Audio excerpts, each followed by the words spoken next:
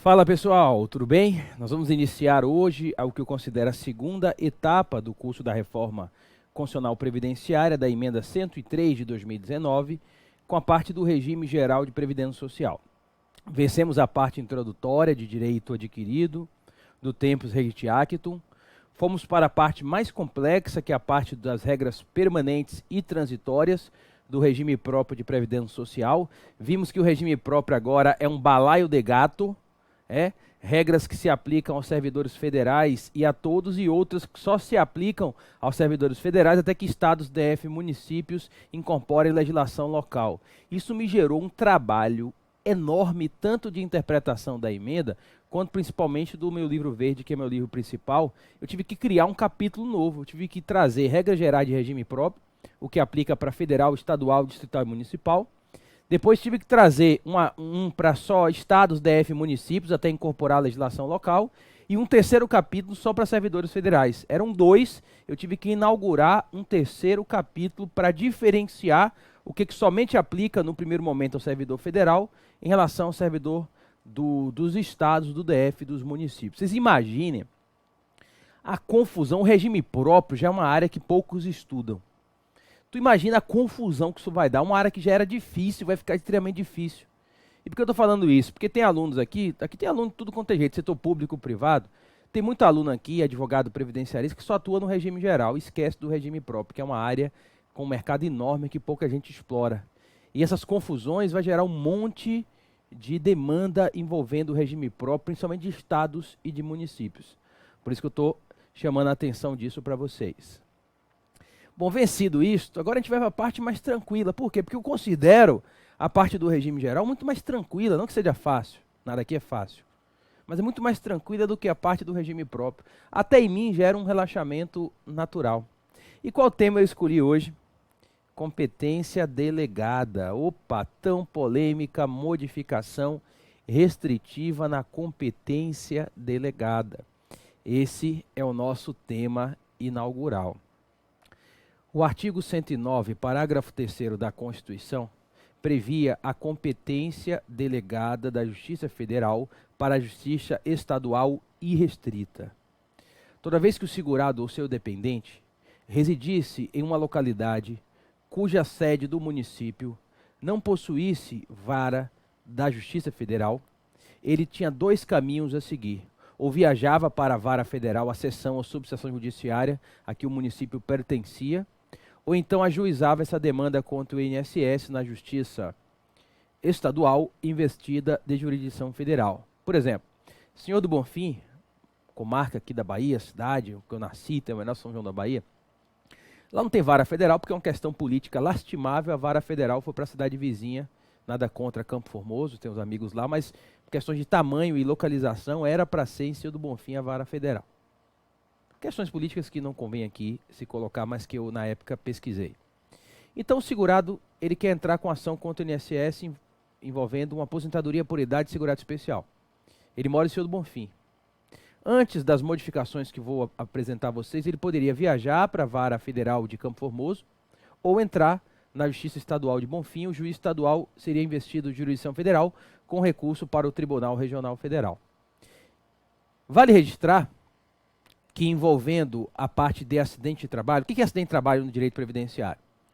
Aposentadoria por incapacidade permanente, antiga aposentadoria por invalidez, auxílio-doença, que agora vai ser redesignado para auxílio-incapacidade, ou como estão se pensando alterar o futuro regulamento da Previdência Social, auxílio temporário por incapacidade, pensão por morte e o auxílio-acidente. Esses 4 benefícios, quando o beneficiário for empregado, trabalhador avulso, empregado doméstico e segurado especial, ou seus dependentes, no caso do pensionamento por morte, quando decorrer de acidente do trabalho, típico, doença ocupacional ou equiparado, e no final vou trazer a MP 905, o acidente em trânsito de casa para o trabalho, trabalho para casa, desde 12 de 11 de 2019, não mais é acidente de trabalho por equiparação, trataremos disso.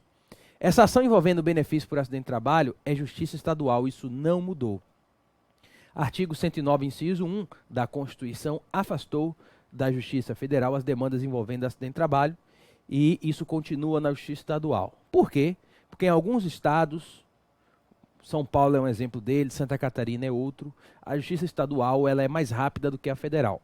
Mas na grande maioria do estado da federação, como aqui na Bahia, que a justiça em primeiro grau é muito lenta, é muito ruim, infelizmente, como baiano eu tenho que lastimar isso, mas a justiça de primeiro grau aqui ela é muito lenta, tá? Todo respeito aos amigos juízes estaduais, mas ela é muito lenta, principalmente no previdenciário. Mas por causa desses estados, principalmente São Paulo, que tem uma força política muito grande, se conservou a competência para benefício por acidente do trabalho, competência originária em razão da matéria, nas mãos da estadual com recurso para o Tribunal de Justiça. Isso não mudou. O que foi modificado foi a competência delegada. As ações propostas contra o INSS, envolvendo benefícios que não decorrem do acidente do trabalho, como uma aposentadoria por idade de segurado especial, quando o segurado residir numa comarca cuja sede não possuir uma vara federal. Esse texto aqui do artigo 109 da Constituição Federal riscado é o texto anterior à emenda constitucional 103 de 2019. Serão processadas e julgadas na Justiça Estadual, no foro do domicílio dos segurados ou beneficiários, as causas em que forem parte a instituição de previdência social e o segurado, sempre que a comarca não seja sede de vara do juízo federal e, se verificada essa condição, a lei poderá permitir que outras causas sejam processadas pela Justiça Estadual. É a chamada competência delegada e restrita e que independia de regulamentação legal. Norma constitucional de eficácia plena, bastava que o segurado ou dependente não morasse em localidade que tivesse na sede da comarca vara estadual, que o juiz estadual fosse investido de jurisdição federal, se na comarca de residência, como o senhor do Bonfim, que não tem vara federal, acontecia isso. O segurado poderia viajar para a vara federal da subseção, que é Campo Formoso, 30 e poucos quilômetros, 35 quilômetros aproximadamente, ou ajuizar a ação no juiz com competência de demanda de fazenda pública de senhor do Bonfim. Nesse caso, o juiz estadual ficaria investido de jurisdição federal, inclusive o recurso para o TRF. Antes de analisar o novo texto, de 13/11 de 2019, início da vigência, eu tenho que falar antes. Ainda quando vigorava o texto anterior em setembro, sabe aquela criança que nasce de 6 meses antes da hora e que dá problema? Exatamente isso que aconteceu. Em setembro, foi publicada a Lei 13.876, que modificou o artigo 15 da Lei 5.010, que é a Lei de Organização da Justiça Federal. Qual foi o problema aqui? Eles regulamentaram a emenda 103 antes da publicação da emenda 103.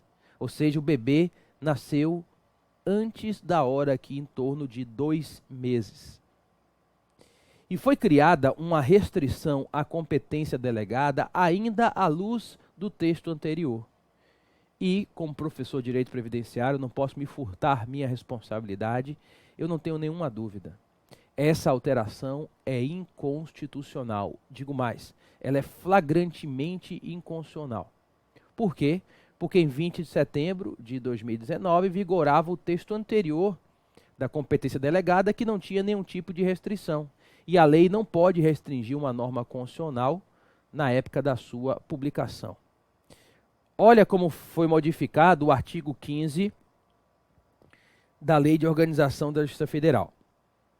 Quando a comarca não for sede da vara federal, poderão ser processadas e julgadas na Justiça Estadual as causas em que forem parte instituição de previdência social e o segurado, e que se referirem a benefício de natureza pecuniária, quando a comarca do domicílio do segurado estiver localizada a mais de 70 quilômetros de município sede de vara federal. Ou seja, nessa alteração de setembro, anterior à emenda 103, restringiu-se a delegada, só conservando-a na seguinte situação: quando o segurado morar na comarca que não tem vara federal e a vara federal mais próxima tem mais de 70 quilômetros. Como essa restrição não existia em setembro, esse dispositivo é inconstitucional. Aí teve aluno que já botou, mas professor, essa regra só vai entrar em vigor em janeiro do ano que vem. Exato. É o artigo 5º dessa lei de setembro, que prevê que a alteração do artigo 3º só entra em vigor em 1º de janeiro de 2020. Só que isso não importa. Sabe por quê? Porque um dos pilares do controle concentrado de constitucionalidade no STF é aferir a validade vertical da norma, ou seja, sua constitucionalidade, de acordo com o texto constitucional em vigor no dia da publicação da lei. Não confundir publicação em que a lei já existe no mundo jurídico com a sua vigência. Então, o critério parâmetro de aferição de validade vertical, compatibilidade, portanto, com a Constituição, não é, nem nunca foi, a norma em vigor, o dia da vigência, e sim o dia da publicação da lei. Razão pela qual essa norma, para ter validade, ela precisa ser republicada agora, sair no MP, numa lei ordinária, com o mesmo conteúdo, que aí resolve o problema. Porque há muito, e o Supremo não indica mudar isso, não vai mudar isso por causa da delegada, o Supremo entende que não tem constitucionalidade superveniente. Se uma norma é inconstitucional depois muda a Constituição, a norma inconstitucional não se transmuta, em norma constitucional. A exemplo de uma demanda tributária que a União perdeu bilhões, a questão de uma contribuição para a Seguridade Social, o RE 346084 Paraná, que foi uma discussão de inconstitucionalidade de uma norma anterior à emenda 2098, que foi o artigo 3º, parágrafo 1º da Lei 9718, que ela é de 27 de novembro de 98. O Supremo entendeu que o sistema jurídico brasileiro não contempla a figura da constitucionalidade superveniente. Eu não tenho nenhuma dúvida. Agora, você acha que isso na prática vai ser aplicado? Eu acho que não. Porque os juízes estaduais não querem a competência e os juízes federais querem. A própria AJUF, Associação dos Juízes Federais, já baixou uma nota que gostou da redução da delegada, porque é mais processo para federal, mais processo é mais poder. Então, a meu ver, os juízes federais não vão afastar isso, os juízes estaduais não vão afastar isso, mas tecnicamente é inconstitucional. Eu nem discuto esse tema, acho que não cabe nem discussão. Eu nem sento para discutir isso. Isso aqui é pacífico e tudo mais, o Supremo não vai mudar uma jurisprudência de décadas de pilar de controle de constitucionalidade para beneficiar a delegada. Essa restrição da delegada. Ok? Bom, é inconstitucional o ponto. Mas vamos passar isso aqui para a prática. Há de argumentando tanto, se não for inconstitucional, o que fazer? Primeiro, essa restrição ela só entra em vigor em 1 de 2020. Então, a delegada, para as ações propostas até 31 de dezembro de 2019, não muda nada. Se você morar a 10 quilômetros de uma vara federal, porque na sede do seu município, a comarca não tem vara federal, você pode continuar se utilizando da delegada. Então, essa questão dos 70 quilômetros, não ter delegado em até 70 quilômetros, é para as ações propostas a contar de 1º de janeiro de 2020. Vejam, caberá ao respectivo Tribunal Federal indicar as comarcas que se enquadram no critério dos 70 quilômetros. Gente, tem casos que dá 68, 71, depende de quem conte. Os tribunais federais têm até 15 de dezembro desse ano para sair a lista, para dizer quais casos tem delegada e quais casos não vai ter mais competência delegada. A questão é, os juízes estaduais, a partir de 1 de 2020, quando a mudança vai entrar em vigor, eles vão redistribuir os processos pendentes? Teve juiz estadual que em setembro mesmo mandou tudo embora, antes de entrar em vigor a norma de organização da lei federal. Loucura. Eu já sustentava, e está no meu livro, que não cabe redistribuição, tá? Em razão da perpetuatio jurisdictionis. Ademais, você iria quebrar a federal. A estadual tem vara aqui na Bahia que tem processos de 20 anos. O juiz estadual ele não é preparado no direito previdenciário, nem cai o CNJ, quando tem as matérias de magistratura estadual, não tem sequer direito previdenciário, isso é um absurdo. O CNJ está totalmente equivocado. O juiz estadual julga acidente de trabalho, julga a delegada, julga regime próprio estadual e municipal, ainda julga o regime de previdência complementar privada e simplesmente não cai direito previdenciário na matéria dele. Isso não retira a responsabilidade dele de estudar o direito previdenciário. Ora, no meu concurso não caiu direito ambiental e eu caí no IBAMA. Eu fui estudar direito ambiental e tenho minhas obras de direito ambiental até hoje, uma área que eu gosto bastante também, ao lado do direito previdenciário. E aí, se houvesse distribuição, isso ia matar a federal, ia receber um passivo aí de trocentos processos. Felizmente, antes do problema aumentar, porque alguns juízes estaduais, mesmo antes de janeiro de 2020, já mandaram embora. Já recebi de alguns alunos no Instagram, no direct, alguns despachos. O CJF interveio. Particularmente, tecnicamente falando, eu acho que não está correto, porque questão de competência é matéria jurisdicional, não é matéria administrativa. Mas, em termos práticos, está correto para evitar o problema. O CJF diz o seguinte, ó, os juízes estaduais que receberam essas demandas até o final de 2019, cuja comarca fica até 70 quilômetros de uma vara federal, conforme lista do TRF, não vão redistribuir os processos. Foi baixada a resolução 602 de 2019, do CJF, o Conselho da Justiça Federal, de 11 de novembro de 2019. Dispõe sobre o exercício da competência da Justiça Federal delegada, nos termos das alterações promovidas pelo artigo 3º da Lei 13.876, de 20 de setembro de 2019. Artigo 2º. O exercício da competência delegada é restrito às comarcas localizadas a mais de 70 quilômetros do município sede da vara federal, cuja circunscrição abarca o município sede da comarca. Ou seja, a comarca de Senhor do Bonfim não vai ter mais delegada previdenciária. Por quê? Porque de Senhor do Bonfim para Campo Formoso dá cerca de 35 quilômetros. Não tem nenhum tipo de dúvida. Para a definição das comarcas dotadas de competência delegada federal na forma do CAPT, deverá ser considerada a distância entre o centro urbano do município, sede da comarca estadual, e o centro urbano do município, sede da federal mais próxima, em nada interferindo no domicílio do autor. Isso aqui vai dar problema. Centro urbano é enorme. É de onde? Talvez fosse melhor pegar o prédio da comarca estadual e da federal e fazer a medida. Isso aqui vai dar problema. Mas, pelo menos, quem vai fazer essa medida aí é o respectivo TRF. A apuração da distância, conforme o parágrafo anterior, deve considerar a tabela do IBGE ou outra ferramenta de medição. Sendo que, observadas as regras da Lei 13.876, bem como esta resolução, os TRFs farão publicar, até 15 de dezembro de 2019, a lista das comarcas com competência federal delegada. Então, até 15 de dezembro, o TRF vai baixar. Essas são as comarcas que têm competência federal delegada. Quem não tiver lá, não tem mais. E aí vai ter um ato dando segurança jurídica.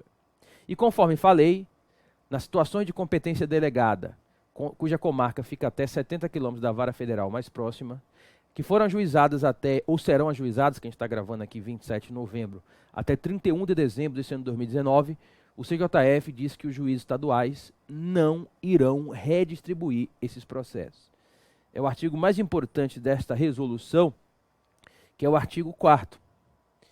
As ações em fase de conhecimento ou execução, ajuizadas anteriormente a 1º de janeiro de 2020, continuarão a ser processadas e julgadas no juízo estadual, nos termos em que previsto pelo artigo 109, parágrafo 3º da Constituição, pelo inciso 3 do artigo 15 da Lei 5.010 de sua redação original e pelo artigo 43 do CPC.